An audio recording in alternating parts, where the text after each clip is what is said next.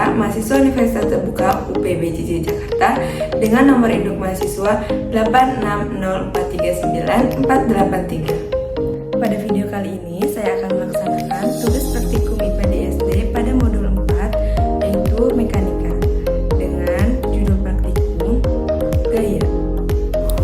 Tujuan praktikum.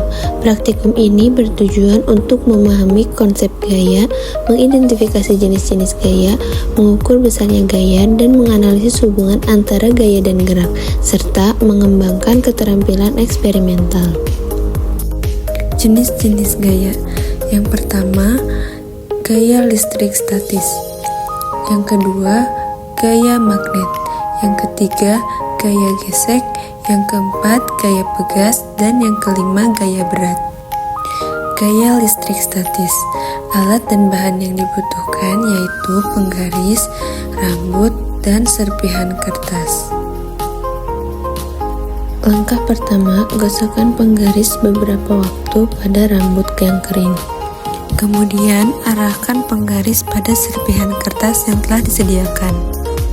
Dari praktikum yang sudah saya lakukan dapat disimpulkan, penggosokan penggaris pada rambut dapat menghasilkan muatan listrik statis pada penggaris, sehingga penggaris dapat menarik potongan kertas kecil. Hal ini menunjukkan bahwa listrik statis dapat dihasilkan melalui proses gesekan antara dua benda yang berbeda. Gaya magnet. Alat dan bahan yang dibutuhkan yaitu magnet, jarum jahit, aluminium, seng, benang jahit, potongan plastik, dan potongan kertas. Percobaan pertama, magnet dan jarum jahit. Ketika magnet didekatkan ke jarum jahit akan tertarik ke magnet karena adanya gaya magnet antara keduanya, yang disebabkan oleh interaksi antara medan magnet dan jarum jahit. Percobaan kedua, magnet dan aluminium. Magnet tidak akan menarik aluminium karena tidak ada gaya magnet yang signifikan antara keduanya. Hal ini terjadi karena aluminium bukanlah bahan ferromagnetik, sehingga tidak memiliki sifat magnet yang kuat. Percobaan ketiga, magnet dan seng. Seng adalah bahan diamagnetik, yaitu bahan yang memiliki sifat magnet yang sangat lemah dan dapat ditolak oleh medan magnet. Seng memiliki elektron yang berpasangan, sehingga tidak memiliki momen magnet yang kuat. Percobaan keempat, magnet dan benang. Magnet tidak akan menarik benang karena tidak ada gaya magnet yang signifikan antara keduanya. Benang adalah bahan non-magnetik, yaitu bahan yang tidak memiliki sifat magnet.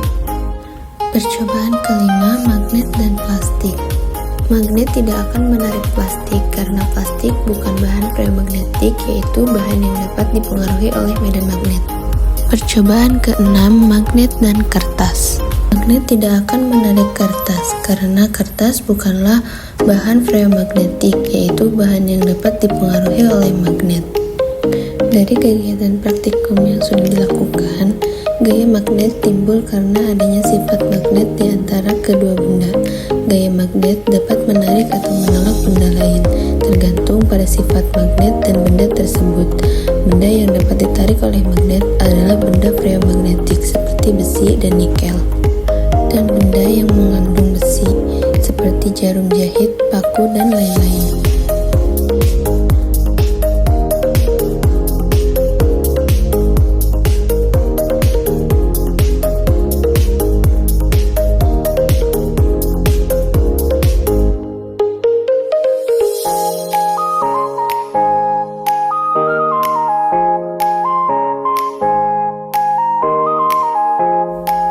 Dari praktikum yang sudah dilakukan dapat disimpulkan bahwa gaya pegas adalah gaya yang timbul pada